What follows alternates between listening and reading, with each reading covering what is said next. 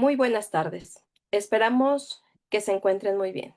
La Cátedra Extraordinaria Rosario Castellanos de Literatura y Géneros de la Dirección de Literatura y Fomento a la Lectura de la UNAM, un espacio plural e inclusivo que busca formar comunidades diversas.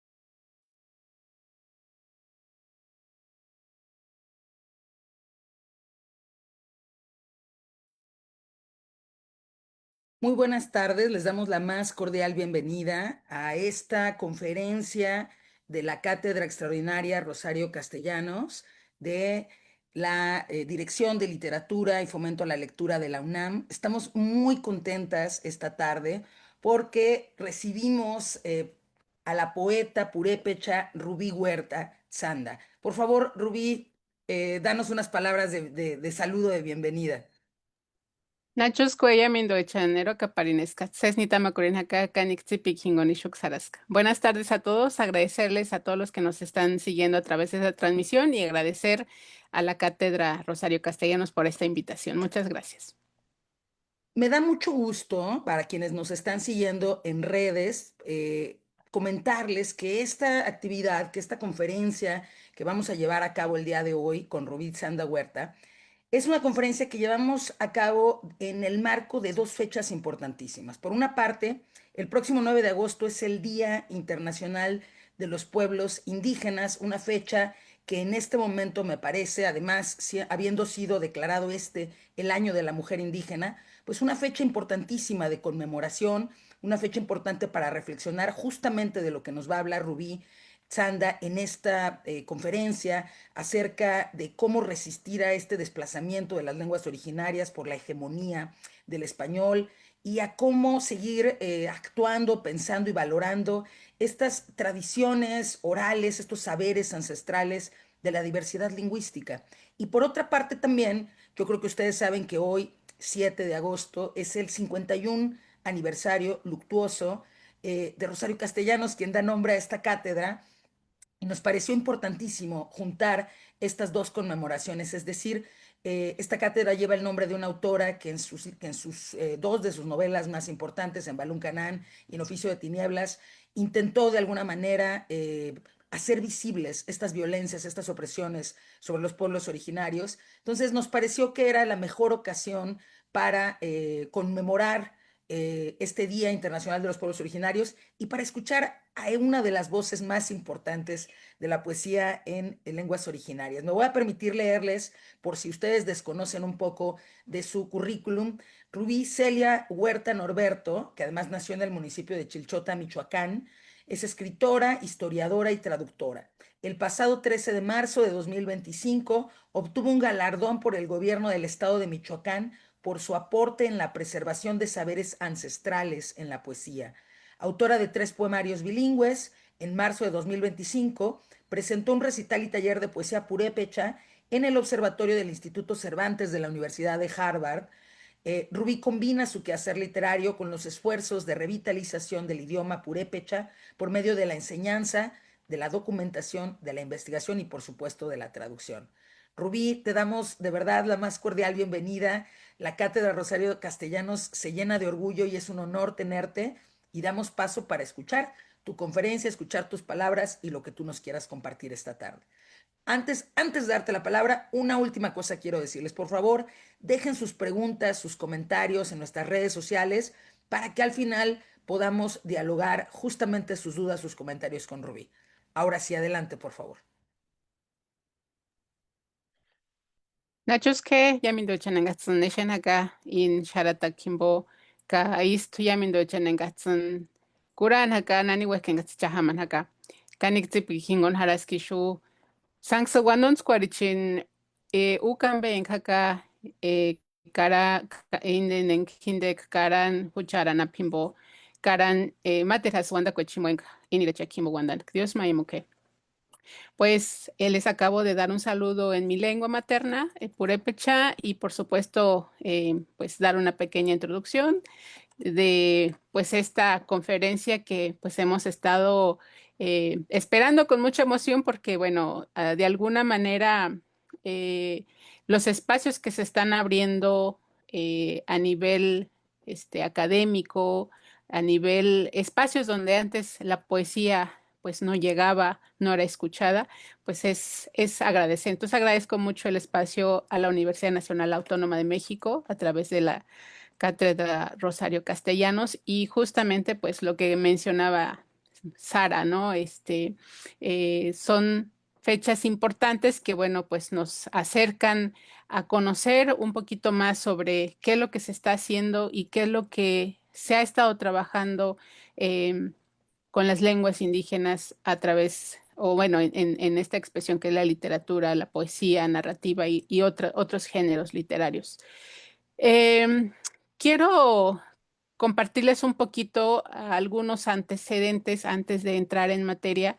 Em, Compartir el por qué o qué nos hace a los hablantes de estas lenguas escribir o expresarnos en nuestro propio lengua, en nuestra lengua materna. em, ¿Qué es lo que nos motiva o cuál es la motivación o por qué, desde cuándo surge? Para muchos es algo nuevo, para muchos es, ay, pues es que eso es algo, está de moda, ¿no?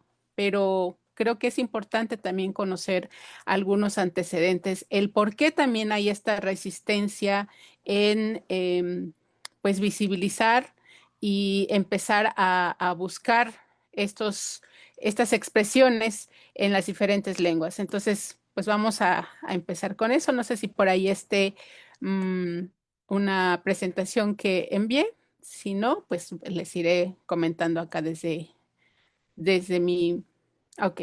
Bueno, pues esa es una introducción de lo que les acabo de comentar. No sé si quisieras pasar la siguiente lámina, que a mí me parece con esta idea quiero abrir un poquito todo este panorama que estamos tratando de explicar o lo que estaremos explicando más adelante. A mí me impactó mucho hace años que leía al doctor Miguel León Portilla en alguno de sus libros, que fue El destino de la palabra, entre otras publicaciones que tiene el doctor, una frase que él eh, lo resalta mucho, ¿no? ¿Cuál era el destino de la palabra? Y refiriéndose a esa palabra antigua que dejaron pues nuestros ancestros, decía, unos quisieron erradicarla, hacer que no quedara vestigio de ella. Los cantares debían silenciarse y los viejos libros con pinturas y caracteres reducirse a cenizas, por ser inspirados de demonios. Tal debería de ser su destino. Con eh, con este preámbulo que empezamos a explicar un poquito el por qué en este tiempo estamos tratando de interpretar muchas del pensamiento de nuestros antepasados, ¿no? ¿Cómo se interpreta? ¿Cómo empezamos nosotros a recuperar esta memoria y estos saberes? Y que por supuesto que en esa época también se escribía, ¿no? Y de ahí vamos a partir un poquito. Voy a comentarles algunos antecedentes que también dan referencia a lo que, de dónde parte toda esta tradición de la escritura y cómo también se ha ido a través de las diferentes etapas y procesos históricos, también ha tenido sus momentos en donde em, tiene como que esta evolución y cambios, y también lo que ya llega desde España, ¿no? A través de los españoles, los frailes, cómo empiezan a querer usar de alguna manera estos escritos o estos testimonios que quedaron para después introducirlos a lo que ellos venían, ¿no? A un propósito que era pues la evangelización y conocer el pensamiento indígena desde lo más profundo, pues era a través de todos estos testimonios que estaban o que estaban o que daban todavía, ¿no? Entonces, bueno, voy a empezar. Las culturas de Mesoamérica desarrollaron diferentes procedimientos para registrar los diferentes hechos históricos, para verificar las genealogías reales, también para calcular y consignar los acontecimientos astronómicos e incluso los sucesos políticos y militares. El corpus, el corpus de inscripción más extenso que se tiene procede del área maya. No hay duda de que fue entre los mayas donde más se desarrolló la escritura. Sin embargo, la primera escritura de que se tiene noticia procede de la etapa olmeca y surgió en la costa del Golfo. Posteriormente, en el periodo conocido como preclásico tardío, ocurrieron importantes avances en la escritura de Oaxaca y en el sur de Veracruz y en el istmo de Tehuantepec. Los teotihuacanos, zapotecos y mixtecos desarrollaron una rica iconográfica escritura a través de la pintura y el relieve, pero prefirieron el lenguaje pictográfico que se valía de escenas narrativas y limitaron el uso de la escritura a los signos calendáricos y la toponimia. Acercarse al universo y la simbología y el pensamiento prehispánico a través de las descripciones iconográficas y de pinturas y bajorrelieves, acompañados de glifos, gracias al trabajo de muchos investigadores, arqueólogos, iconógrafos, epigrafistas y lingüistas, nos permite conocer testimonios de considerable antigüedad de portadores de sabiduría indígena acerca de las realidades divinas, humanas y naturales. Este gran corpus testimonial de origen prehispánico es natural que el proceso de rescate, cuando se pasa a escritura alfabética, el contenido pictográfico de códices o diversos testimonios de la tradición oral, cantos, himnos sagrados, poesía, etc. Sin duda, grande fue la riqueza de la expresión literaria prehispánica, que a pesar de su carácter a veces fragmentario o no del todo comprendido, nos transmiten símbolos, sentimientos, ideas y creencia de teorías entretejidas, con lo que hoy llamamos mitos y leyendas, así como testimonios del canto, la palabra sagrada. Las diversas formas de rescate de la antigua palabra realizadas después de la conquista española, en unos casos fueron sabios sacerdotes indígenas sobrevivientes quienes llevaron a cabo la preservación. Algunos frailes se interesaron por acercarse al mundo de la cultura que afloraba a través de la tradición oral de los manuscritos nativos. Es indudable que estos frailes querían conocer las viejas formas indígenas, de pensar y creer para sustituirlas por doctrinas del Evangelio. A partir del último tercio del siglo XVI fueron apareciendo distintas regiones de Mesoamérica, algunos cronistas indígenas que se empeñaban en escribir la historia de los señoríos en los que habían nacido. Las motivaciones que los indujeron a tomar la pluma fueron diversos. En unos casos fue amor sincero hacia su propio pueblo, que a su parecer no debía verse privado del recuerdo de su antigua grandeza. Hubo casos de indígenas que actuaron como cronistas para satisfacer los deseos de algunos frailes o funcionarios del gobierno español. Y a finales del siglo XVIII era cada vez menos lo que se confiaba el papel en las lenguas indígenas, reflejo de que estaba ocurriendo a la vez factor adverso al uso de los idiomas nativos, como fue una carta pastoral del arzobispo de México, Antonio de Lorenzana y Buitrón, expedida en octubre de 1769. En ella, acumuló argumentos en favor de la imposición lo más amplio posible del castellano. Entre otras cosas, afirmó lo siguiente: los ministros eclesiásticos que no procuren adelantar y extender el idioma castellano y cuidar que los indios sepan leer y escribir en él, dejándolos cerrados en su nativo idioma, son en mi concepto enemigos declarados del bien de los naturales, de su policía, cultura y buena forma de vida y racionalidad.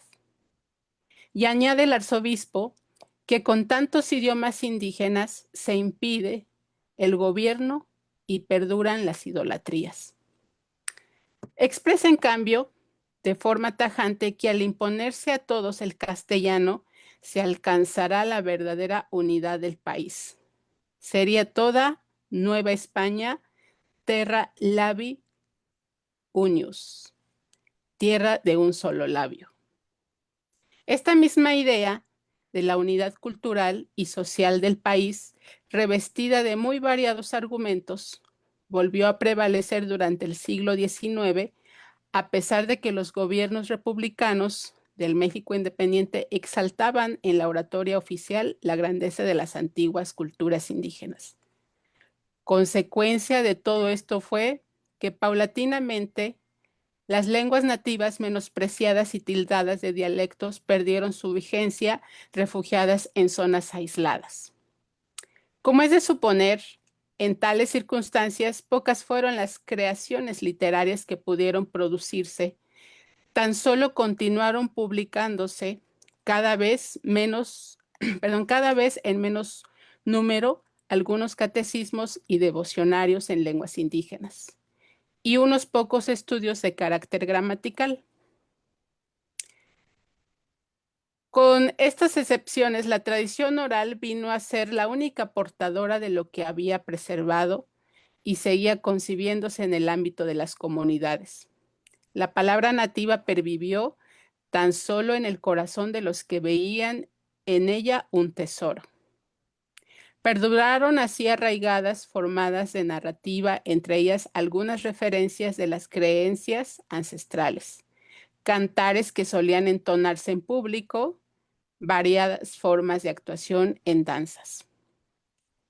Hoy se conoce parte de esas composiciones gracias a que en años posteriores, sobre todo después de consumada la Revolución de 1910, etnólogos y demás investigadores se dieron la tarea de transcribir en diversas comunidades algunos de estos textos.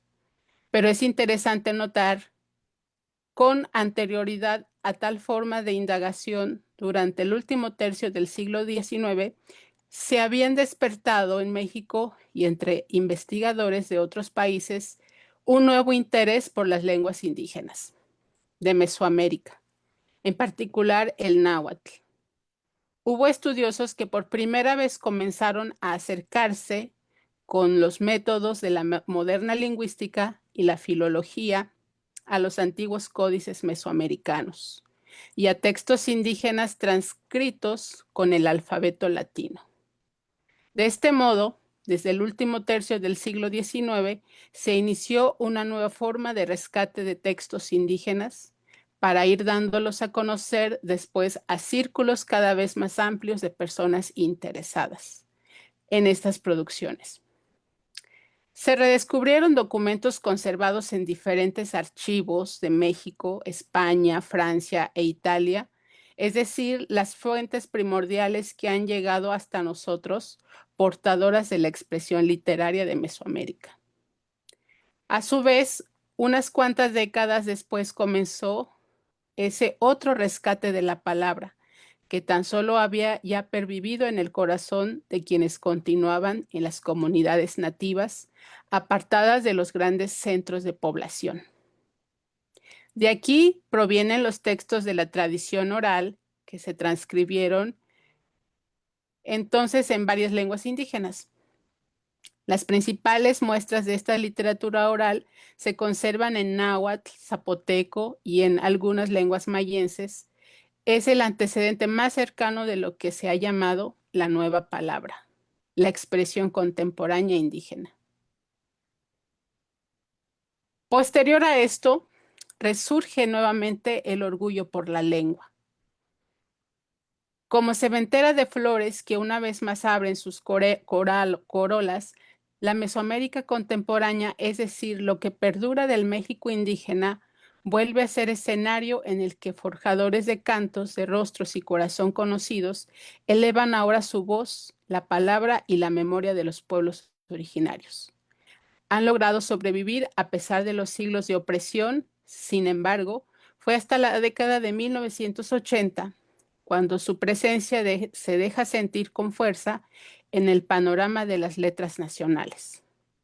Existen diversos términos para referirse a tales textos: la nueva palabra, literatura del cuarto mundo y literatura en lenguas originarias, unos de factores que explica a proliferación de obras escritas en lenguas originarias, y es la consolidación del movimiento indígena en la década anterior. Esto permitió un clima propicio para que los miembros de comunidades buscaran nuevas formas de robustecer su identidad. Los escritores indígenas se dieron cuenta de que la literatura era un medio que permitía rescatar la tradición al mismo tiempo que conserva y revitaliza la lengua. Durante esta década también esperaron a impartirse talleres literarios en distintas comunidades, principalmente mayas, zapotecas, algunos dirigidos por Carlos Montemayor en colaboración con la Dirección de Culturas Populares. Los escritores indígenas que aún abordan temas considerados universales hacen hincapié en su propia cultura, tradiciones, luchas sociales, etc. Por lo cual la oralidad cobra especial relevancia porque es la forma de conservar y transmitir la memoria colectiva. Así, los creadores indígenas se acercan a las fuentes orales, ancianos, curanderos, embajadores, hasta encontrar ahí una gran riqueza de expresiones, conceptos y formas. Por lo que sus obras facilitan conocer a los pueblos originarios desde dentro. Esto último es de gran relevancia, ya que por lo general otros se han encargado de hablar en nombre de los pueblos indígenas e intentado explicar su mundo desde el exterior, como lo hizo la literatura indigenista. Bueno, esto que di como introducción y como antecedente me parece de suma importancia porque de ahí partimos para empezar con una serie de cuestionamientos y reflexiones sobre el por qué se está dando en estos tiempos. Si ustedes empiezan a buscar en su internet, en el Google o en cualquier otra, en el internet, empezamos a ver que hay una serie de escritores, escritoras que están posicionando sus lenguas, las escrituras que se están haciendo desde sus comunidades.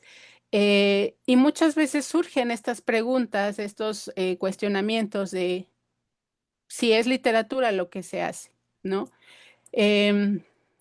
Leyendo un poquito al doctor León Portilla, que hace toda una investigación sobre estos testimonios que dejan a través de los códices y cómo se han ido interpretando y cómo han ido estudiándose y cómo también desde ese tiempo ha habido siempre esta literatura presente. Aquí cabría mencionar si en nuestro concepto o desde nuestra forma de concebir el mundo, las ideas y los conceptos, cabe ese término de literatura, ¿no? Mientras estamos en eh, en ese caminar de buscar la literatura y las lenguas tienen que seguir buscando su propio cauce, tienen que buscar de alguna manera expresar, porque tenemos esa necesidad de seguir expresando lo que se vive, lo que se siente en las comunidades indígenas.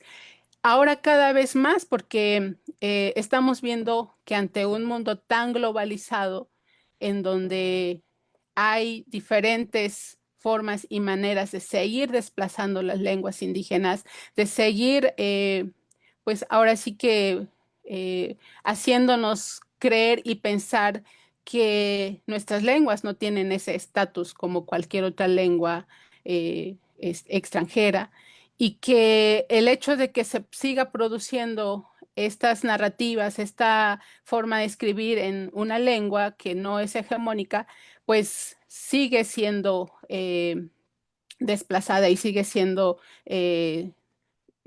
para muchas instancias no es visible.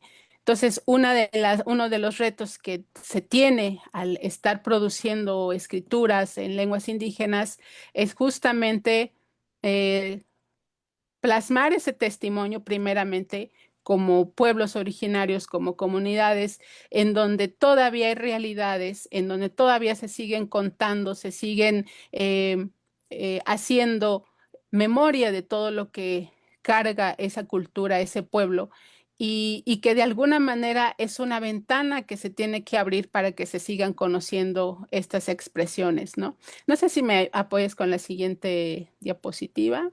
La siguiente. Bueno, la siguiente, porque esta ya fue parte de la. Ok. Eh, la literatura en idiomas indígenas ha cobrado un gran auge en los últimos años gracias a la preocupación de sus creadores por el cultivo de diversas composiciones, pero han tenido que sortear algunos problemas que no comparte, por ejemplo, con la literatura española, relacionados con la adopción de un alfabeto específico y con el desdén generalizado, por lo que se han considerado inadecuadamente como manifestaciones de una subcategoría lingüística. Esto siempre lo hemos padecido y siempre lo hemos estado discutiendo también de cómo de alguna manera el hecho de que muchas personas creen que escribir es fácil y que el hecho de que te publiquen es fácil, no lo ha sido para los que hemos estado transitando este caminar, ¿no? ¿Por qué? Porque detrás de todo el proceso de alguien que está escribiendo, ya sea poemas, narrativa o cualquier género literario, hay también todo una serie de retos que están enfrentando desde sus escrituras. Comentábamos tan solo el tema también de un alfabeto, ¿no? Que tienen que tener las lenguas actualmente, que muchas están en ese proceso de crear un alfabeto en donde pues se pueda utilizar para seguir produciendo textos literarios. Muchos están en proceso de a crear sus propios alfabetos, de tener una norma de escritura y ese también es todo un tema actualmente con las instituciones y también con los mismos hablantes que tienen el deseo, tienen pues ahora sí que las intenciones y las motivaciones de escribir, pero muchas veces también hay esos obstáculos que es contar realmente con una norma de escritura y que para muchos eso ha sido también un factor de que les ha detenido a no seguir escribiendo o a no seguir produciendo textos, ¿no? Que pues esto internamente lo hemos discutido con varios compañeros de la universidad en donde estoy, pues tenemos que ser nosotros los que propongamos como hablantes, como miembros de una comunidad, las propuestas que se tienen que hacer desde nuestras comunidades, el cómo queremos escribir, cómo queremos que estas expresiones también sean visibles y se produzcan y se publiquen y se den a conocer a las nuevas generaciones, porque también es una forma de seguir preservando la memoria, de seguir difundiéndola, de seguir pues compartiendo estas formas de pensar, de pensamiento. Y bueno, pues la escritura también ha sido un puente que ha conectado, ha comunicado a otras culturas, no solamente las que se hablan en México, sino inclusive en otros países, ¿no? La siguiente, por favor.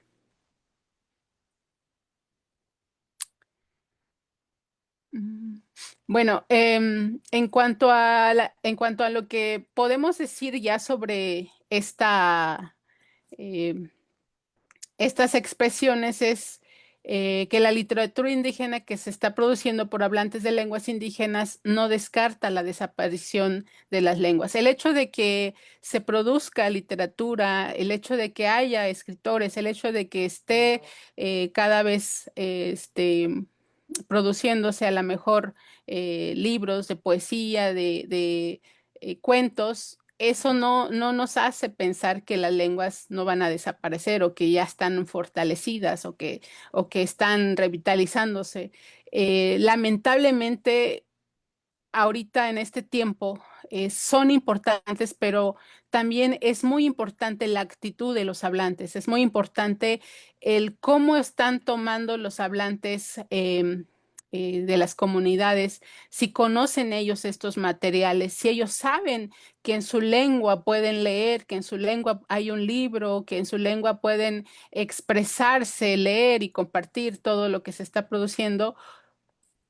Eso es una realidad que también lo tenemos que poner como, ahora sí, como a cuestionar, porque las lenguas se siguen perdiendo, sigue habiendo menos hablantes, sigue habiendo este desinterés, inclusive por muchos nativos que no se interesan ya por seguir transmitiendo la lengua, que siguen pues en este proceso de negación, muchos, y también a la vez es contraproducente porque cada vez que vemos que las lenguas están de alguna manera tomando espacios como la radio, el internet y otros espacios y que se están siendo visibles y que hay leyes y cosas que antes no había y que no teníamos esos argumentos, esas armas, pues aún con todo eso todavía se sigue perdiendo las lenguas en nuestro país.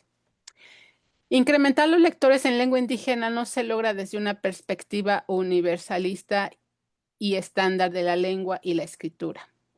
El desplazamiento de las lenguas indígenas se debe a la renuncia de sus hablantes a transmitirlas y usarlas. Muchas veces, anteriormente yo me preguntaba el por qué en mi comunidad, hasta hace 10 años, cuando hace justamente como 15 años que yo empecé a escribir de una manera más frecuente, eh, a la vez veía que cada vez en mi comunidad se iba perdiendo justamente el interés. El hecho de que yo ofreciera algún taller de creación literaria en lengua purépecha, pues la gente no se interesaba, a los jóvenes no les interesaba tomar un taller de lengua purépecha o de un taller de creación literaria en lengua purépecha. Se veía este desinterés y era muy marcado esta cuestión de no quiero, no había este interés. Actualmente veo que empieza a compartirse ese interés a través de lo que se está compartiendo en las redes. Por ejemplo, en el caso de la lengua purépecha, el purépecha pues tiene aliados, en este caso que es la pirecua, que es otra de las expresiones muy importantes que tenemos los purépecha, y que justamente la pirecua hace esta gran labor de acercar, de sensibilizar a la sociedad purépecha en acercarse a una literatura, porque siempre lo hemos comentado y compartido que a través de la pirecua, que es un canto, es poesía cantada, eh, empezamos a reflexionar, empezamos a ver que es un aliado también para que la lengua esté viva, esté fuerte y se siga transmitiendo, ¿no? Y pues obviamente de ahí salen nuevas composiciones, nuevos creadores y nuevos intérpretes de esta expresión que es la pirecua. Entonces, yo creo que algunas culturas, no solamente el purépecha, tenemos como que estos respiros, ¿no? En donde podemos nosotros de alguna manera buscar un refugio, buscar la forma en cómo seguir desarrollando la escritura, la inspiración, el pensamiento, y puede ser a través del canto y la poesía. Por lo tanto, mientras esta renuncia no sea revocada y se generen competencias comunicativas en lengua indígena, el ámbito de literatura quedará reducido a los artistas indígenas en quienes de su perspectiva exótica disfruten de ella. Yo creo que más que eso, más que pensar que el florecimiento que se está dando ahorita de muchos escritores, de muchas escritoras que están proponiendo, que están impulsando desde su lengua alguna expresión, alguna forma de escritura, ya sea en narrativa, poesía, novela, otros géneros, no debe de quedarse solamente ahí, ¿no? Creo que tenemos una gran labor y siempre lo hemos dicho también, el hecho de ser hablante nos compromete también a seguir preservando, a seguir defendiendo nuestra lengua desde los espacios en donde estemos. Y creo que la escritura nos ha hecho de alguna manera o nos lleva con esa encomienda, con ese propósito, pues de seguir impulsando, a transmitirla, a seguir de alguna manera produciendo, pero también es un compromiso para todos los que nos dedicamos a esto, a que esto se desarrolle, se siga desarrollando, se siga impulsando. Muchos de los que escriben actualmente en lenguas originarias tienen formación académica, son lingüistas, son historiadores, son filósofos, antropólogos, etcétera, pero también son promotores de su misma lengua. Es decir, que alguien que empieza a escribir, alguien que se dedica a la escritura, no solamente es hablante y escribe, sino que también es artesano, puede ser también promotor, puede ser también profesor de lengua. Entonces tiene muchas funciones que eso le da un soporte muy importante a que pues esto tenga de alguna manera cierto contrapeso a lo que se está haciendo, ¿no? Y que también se busca de alguna manera con todo este trabajo, pues impulsar a que más generaciones o las nuevas generaciones pues retomen y sigan pues produciendo y sigan en este caminar. Bueno, pues no sé si cómo vaya de tiempo, pero bueno, si hay manera de que en alguna de las preguntas o dudas que empiezan a surgir, podamos irlas aclarando en el transcurso de estos minutos. Querida Rubí, muchísimas gracias por esta exposición que has hecho tan interesante, que ha ido desde la historicidad de la imposición del español, ese tiempo de un solo labio del que hablabas, recorriendo los siglos y recorriendo cada una de estos pasos en los que sistemáticamente pues se cerraron las puertas a la diversidad lingüística, y yo quedo sorprendida, seguramente como nuestra audiencia, en cómo esta diversidad lingüística siguió buscando espacio a través de la oralidad. Y me parece muy importante toda esa introducción que hiciste para comprender por qué llegas a este punto de tu conferencia, en el que nos dices que gran parte o que una parte importante de este desplazamiento de las lenguas originarias tiene que ver con la actitud de los hablantes también, pero es una actitud que no es gratuita, es una actitud que viene de una imposición hecha justamente, pues como son las imposiciones, como una opresión, como una prohibición. Entonces, no, esa exposición que acabas de hacer hace todo el sentido, partiendo desde esta historicidad hasta el presente, cómo justamente ha sido esta pues, violencia lingüística la que ha provocado esta apatía o este desinterés que nos cuentas cuando tú ofreces un taller, por ejemplo. Vamos a seguir platicando más, pero quiero compartirte algunos de los comentarios, quiero compartir con nuestra audiencia algunos de los comentarios y preguntas. Yo tengo también algunas preguntas, Rubí, porque me encanta conversar sobre esto, y aprovechando que te tenemos aquí, yo creo que es el momento ideal. Susana Bautista Cruz, la querida Susana, dice saludos y felicitaciones a mi querida Rubí Sanda Huerta, por supuesto. Dice Silvia Cervantes, excelente ponencia, muchas gracias. Además de la actitud de los hablantes, es necesario, dice Silvia, que como el inglés, francés, chino, la lengua materna se enseñe en las escuelas de educación básica y los docentes tengan acceso a su apropiación. Luego te lanzan una pregunta, dice Ulises Rodríguez Zamarripa. Buena interrogante. ¿Cómo estarán abordando este fenómeno en otras naciones pluriculturales? ¿Qué noticias tienes tú que has platicado seguramente con otras escritoras, con otras hablantes? ¿Cómo se abordan estos fenómenos en otras naciones pluriculturales? Bueno, en el caso de Latinoamérica, estoy hablando de Bolivia, Ecuador, otros países, Guatemala, que tienen, por ejemplo, o que tenemos esta similitud, ¿no? inclusive compartimos lenguas, como en el caso de Guatemala compartimos el maya y otras, el cachiquel. Eh, Indudablemente es la misma situación. Platicábamos en un encuentro que tuvimos hace un par de años con algunos poetas que venían de Ecuador, de Bolivia, y ellos de repente ven a México como, wow, o sea, ustedes ya lo lograron, o sea, ya tienen su Instituto Nacional de Lenguas, tienen su, o sea, veían toda esta cuestión de los avances, a lo mejor como lo mencionaba hace rato en la ponencia, de estas, eh, a lo mejor oratorias que son muy idealizadas, que de repente sí nos sorprende cuando escuchamos desde las instituciones que aluden a esta parte, ¿no? De que no, pues tenemos una gran diversidad lingüística y aquí en México están reconocidas las lenguas indígenas como lenguas nacionales y bueno, todo se oye muy padre. Y de repente ellos ven pues desde la perspectiva en como la ven, como México, un país multicultural y que tiene tantas oportunidades.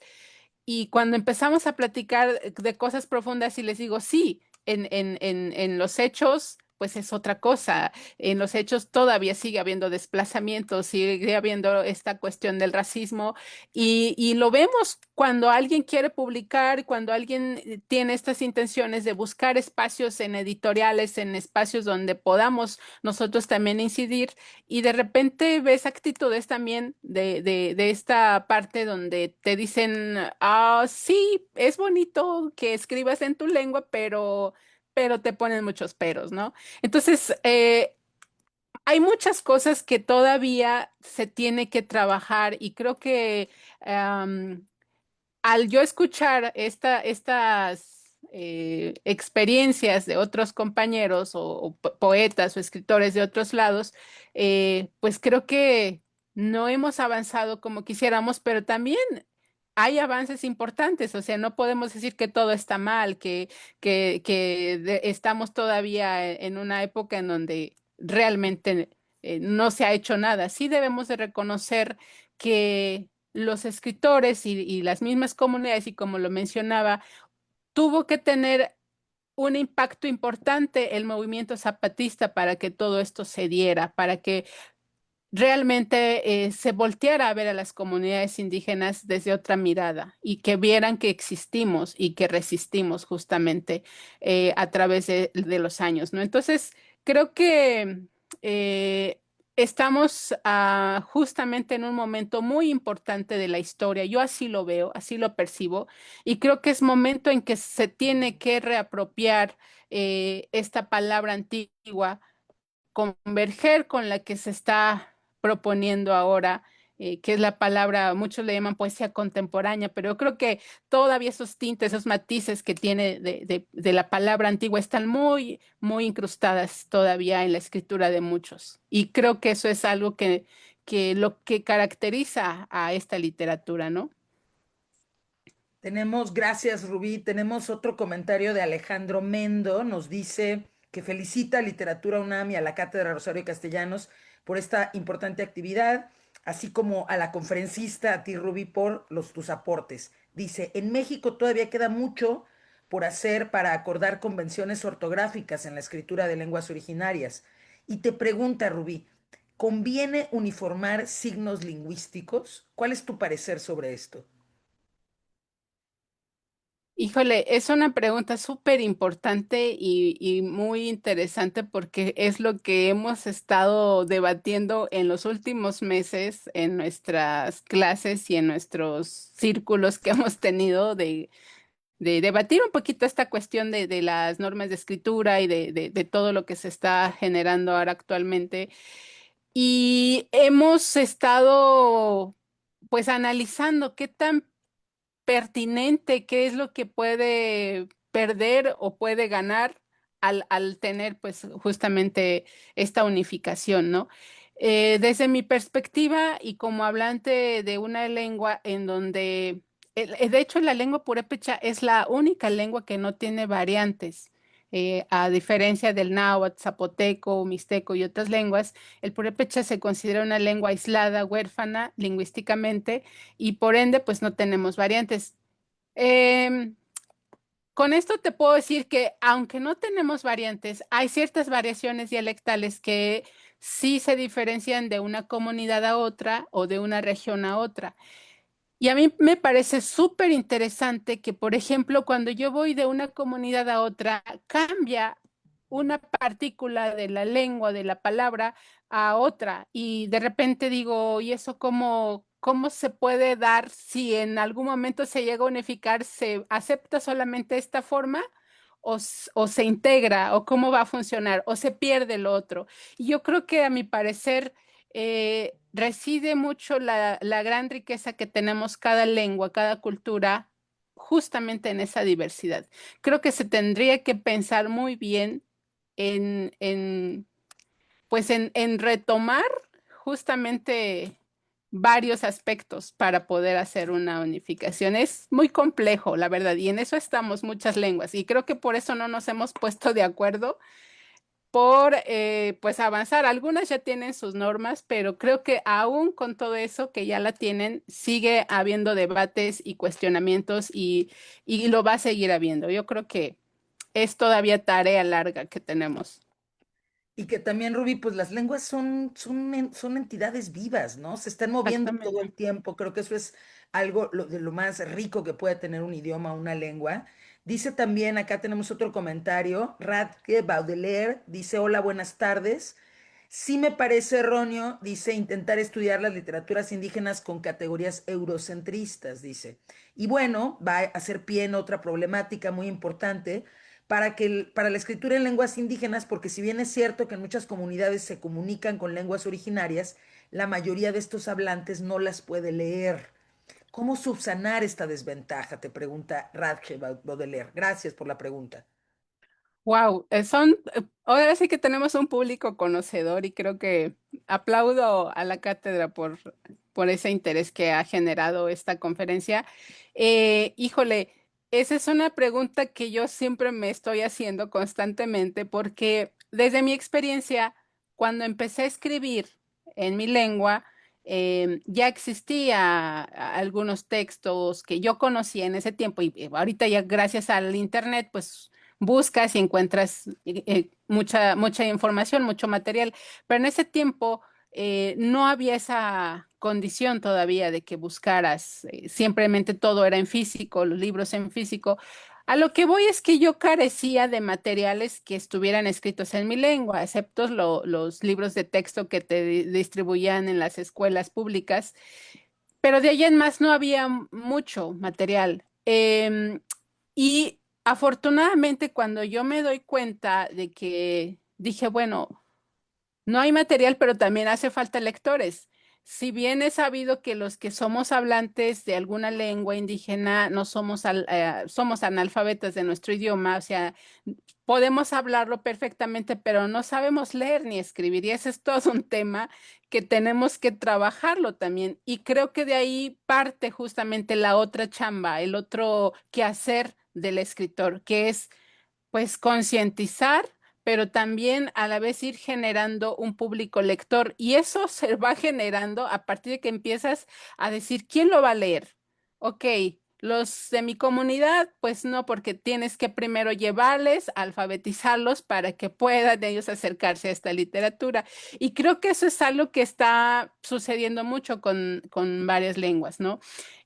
Ya hay como que estos esfuerzos por parte de varias instituciones, instancias, organizaciones, inclusive gente de la misma comunidad. Aquí, por ejemplo, en Michoacán, varias comunidades que se están, que están siendo o que tienen este sistema de autogobierno, dentro de sus consejos están trabajando la lengua purépecha, es decir, ellos mismos dicen, queremos que vengan a alfabetizar a la gente, a enseñarles a leer y a escribir en purépecha, y empieza a haber talleres de lengua, empieza a haber talleres de creación, y eso es un semillero que ahorita apenas se está generando. Y eso pues ayuda un poquito a subsanar esa parte. Sí, todavía podemos decir que estamos en pañales, todavía, pero creo que en algún momento eso tiene que dar resultados, ¿no? Y eso es la intención que tenemos, que a partir de ciertas inquietudes que empieza a haber, pues se pueda generar un público ampliamente, totalmente en purépecha o en náhuatl o en zapoteco. Y el público sigue preguntando, nuestra audiencia, muchas gracias por seguir esta transmisión y por seguir comentando. Ta- Tanganxuan Márquez dice: saludos, Rubí. Ahora estoy muy convencido que no a la estandarización de los idiomas, no a la discriminación de los mismos hablantes por el uso de los alfabetos, sí a la creación literaria, dice. Opina que hay un despilfarro económico en en las traducciones con las ideas de escritorio, donde se piensa que traducir un artículo le llega al hablante, dice. La literacidad tiene que desarrollar cambiando los paradigmas y la decolonialidad mental. No hay pregunta, pero es un comentario ahí que no sé si tengas una opinión, Rubí. Totalmente de acuerdo con Tanashuana.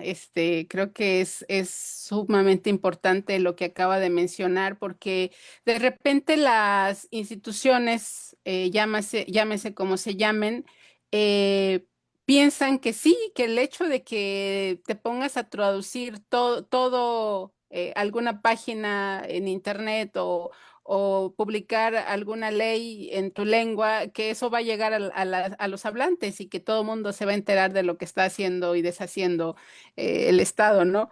Pero no, justamente este tipo de temas que también valga la redundancia, el hecho de que se esté trabajando en la escritura, no solamente hablamos de una escritura literaria o propiamente poesía, otro tipo de géneros, sino que también este tipo de escrituras en donde se busca acercar cierta información a las personas hablantes de algún pueblo originario.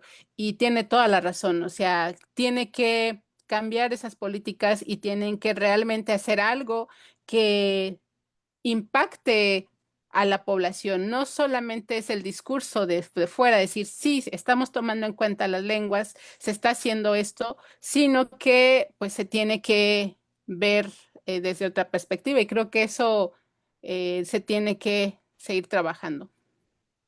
Fíjate, Rubí, que dijiste una frase hace rato que yo la apunté aquí siempre que están dando sus conferencias, yo hago mis notas. Dijiste: la literatura y las lenguas tienen que seguir buscando su propio camino. Y lo dijiste con respecto justamente de la escritura literaria. Bueno, ambas somos poetas. Yo voy a aprovechar que te tengo aquí para platicar específicamente cuando abordaste el tema de la literatura en lenguas originarias o nueva palabra o literatura del cuarto mundo, y te estuviste preguntando por cuáles son esos riesgos de la escritura, los caminos que hay para la publicación, preguntarse cómo quieren que sea, cómo compartir, cómo difundir la escritura como un puente, pero también a mí me sorprendió mucho dos cosas. Una, que dijeras esto de que el que se publique pues no asegura que la lengua no vaya a desaparecer. Y sabes que te quería contar que fui a una lectura en el Palacio de Bellas Artes que se llamó Las diversas raíces, literatura en lenguas originarias, organizada por la Coordinación Nacional de Literatura, que felizmente sabemos que lleva Nadia López García. Y en esta Ujú. ocasión participaron tres poetas, fíjate: María Leónidas Carreño, Leticia Márquez y Jessica Moreno. Y yo las escuché a las tres hablar como a ti, de todas estas vicisitudes para, como mujeres sobre todo también, que es algo que yo te quería preguntar por el tema de género, como mujer escritora en lengua purépecha, si sentías que también había ahí un tema de género que era más difícil porque hablaste de los caminos de la publicación. Quería preguntarte a ti porque en aquella ocasión ellas tres nos contaron como lo difícil que era. Me sorprendió mucho, por ejemplo, me parece que fue María Leónidas, varias contaron de canciones, de cantos de sus pueblos que solo podían componer los hombres y que ellas eran como una suerte de escritoras fantasmas, porque a veces las componían, pero no podían cantarlas como mujeres, las tenía que cantar un hombre, ¿no? Ahora lo que más me sorprendió de las tres es que cuando se les preguntó si había escritores y escritoras en sus comunidades, dijeron que no, a pesar de que las tres leyeron de verdad unos poemas extraordinarios. Yo quería decirles, oigan, ustedes son las poetas de sus pueblos, pero ellas decían no, porque no había una tradición de más o porque no estaba puesto en un libro. Entonces quería hacerte esta doble pregunta. Una, si crees que las escritoras en lenguas originarias han, como mujeres, o sea, que hay ese sesgo, digamos, ¿cómo ha sido esa experiencia personalmente para ti? Y dos, un poco cuestionar por qué se requiere o por qué se piensa que tiene que haber un libro para que esto sea literatura cuando está puesta ahí la palabra en estos poemas, ¿no?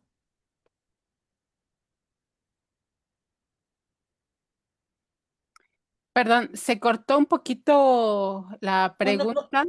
¿La segunda o la primera? La segunda se Ah, cortó. entonces contesta la primera y ahorita te hago la segunda, no te preocupes. Bien. Sí, creo que muchas de bueno, conozco a varias escritoras y creo que hemos coincidido mucho en lo que acabas de comentar, ¿no? Esta cuestión de la tradición desde las comunidades, la tradición que tienen o el papel que tienen las mujeres dentro de la comunidad y en este caso la literatura, la escritura. Creo que es algo en lo que hemos también discutido mucho y desde una perspectiva a lo mejor más como viéndolo desde la comunidad, muchas veces nos casamos con la idea justamente de que nuestra forma de pensar, de vivir, tiene que funcionar a la forma occidental. Es decir, si yo veo que en el mundo occidental la mujer no es visible, que la mujer siempre está detrás y no sobresale, y ese pensamiento lo llevo a mi comunidad, a la forma en cómo se está estructurando la vida, la comunidad, es totalmente otra cosa. A lo que voy es, eh, en cada comunidad sabemos el rol de cada género, ¿no? ¿Qué es lo que hace la mujer, el hombre? ¿Qué es lo que hace cada persona que vive dentro de una comunidad? En el caso particular, algo que a mí me sorprende mucho también en los últimos años es que el espacio donde anteriormente también se daba la expresión de la pirecua, que también lo mencioné, también era un espacio solamente para hombres. Era un espacio en donde solamente se cantaba y componían los hombres y la pirecua o el canto tradicional tenía otra función. Actualmente esos roles y esa forma de cómo se está generando y cómo se está dando esta expresión ha cambiado. Ha cambiado porque las mujeres han retomado esta expresión, lo están llevando a otros ámbitos y lo están haciendo muy bien, ¿no? Lo veo porque veo a jovencitas que empiezan a romper esos paradigmas de, ah, pues es que eso solamente lo hacen los hombres y eso solamente es un espacio para hombres. Entonces, cada vez veo que se rompen esos paradigmas. No tanto el romper una tradición. Creo que tenemos que tener mucho cuidado en ver cómo se vive y cómo se está manifestando esta expresión dentro de la comunidad y cómo es aceptada también dentro de la comunidad, que al final eso es lo que va a importar y prevalecer, ¿no? Cómo se convive con una expresión con algo que las mujeres están empezando a darle otro giro, ¿no? En este caso, la poesía. Y creo que eso es importante que también nosotros empecemos a reflexionar desde nuestras vivencias y desde nuestra experiencia, cómo queremos que esto sea transmitido a las nuevas generaciones, ¿no? Y justo la segunda pregunta tenía que ver con esto que te decía, que ellas consideraban, estas tres escritoras, que no había escritoras en su comunidad porque no había libros publicados, ¿no? Y de nuevo, es el criterio, o justo lo relaciono con lo que acabas de decir, pues es un criterio de que para que exista algo literario, tiene que existir esta suerte de objeto, de artefacto canónico que es el libro, cuando la literatura pues no necesita de un artefacto así, pero bueno, quería saber qué opinabas sobre esta idea de que para ser escritora tenías que tener un libro o tienes que tener un libro?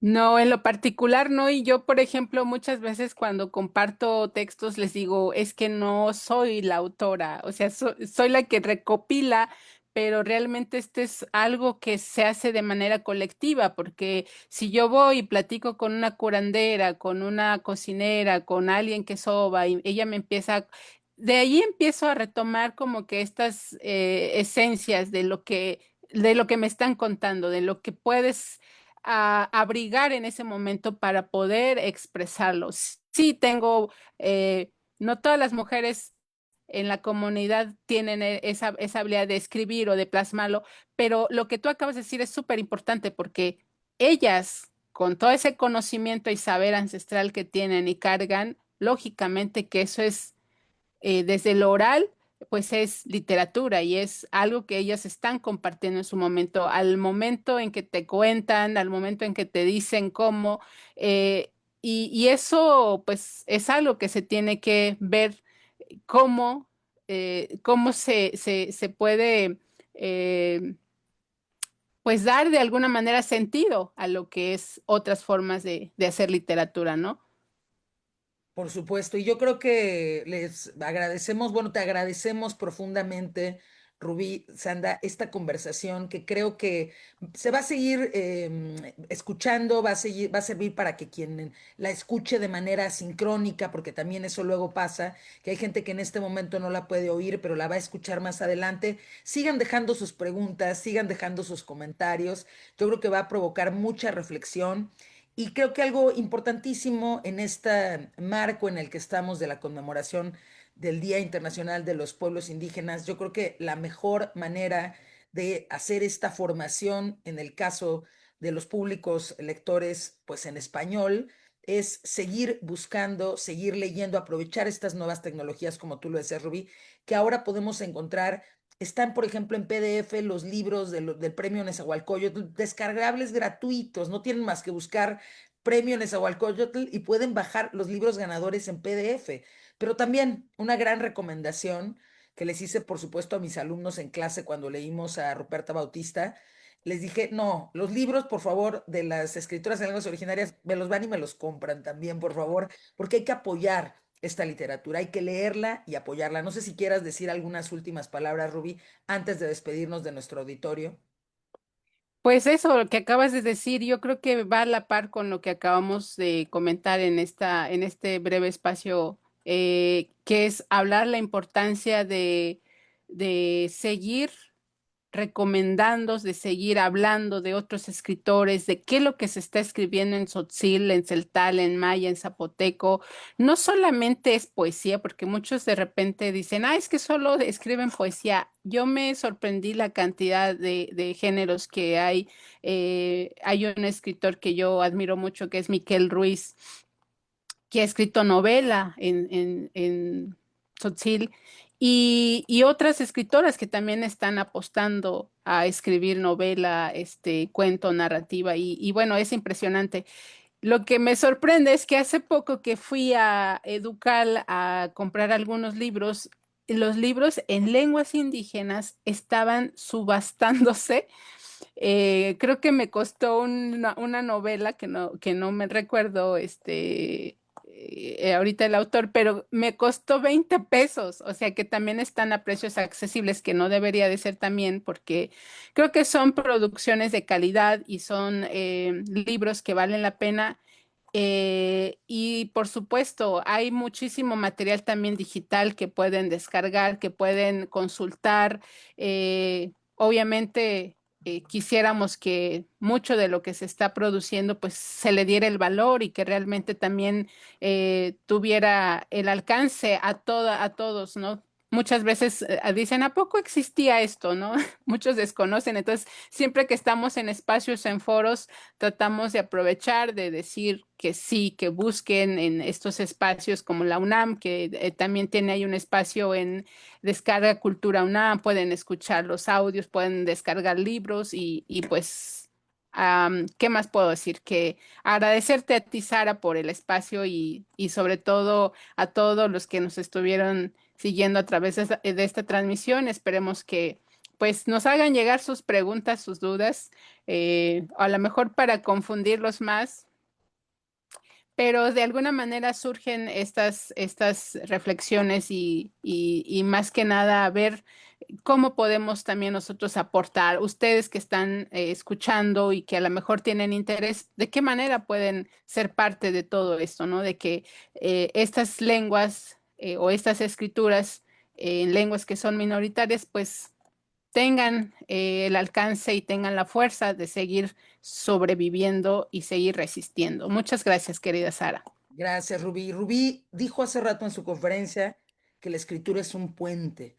Y acabas también de recomendar Descarga Cultura UNAM. Yo les recomiendo también Voz Viva UNAM, porque ahí están las palabras, ahí están, podemos leerlo, pero también escuchar la sonoridad, esa musicalidad de escuchar un poema de una escritora en lenguas originarias, en su propia voz, en su propia lengua. Entonces, les hacemos esa invitación, festejen, conmemoren este 9 de agosto, Día Internacional de los Pueblos Indígenas, escuchando, leyendo alguna poeta, algún poeta en lenguas originarias.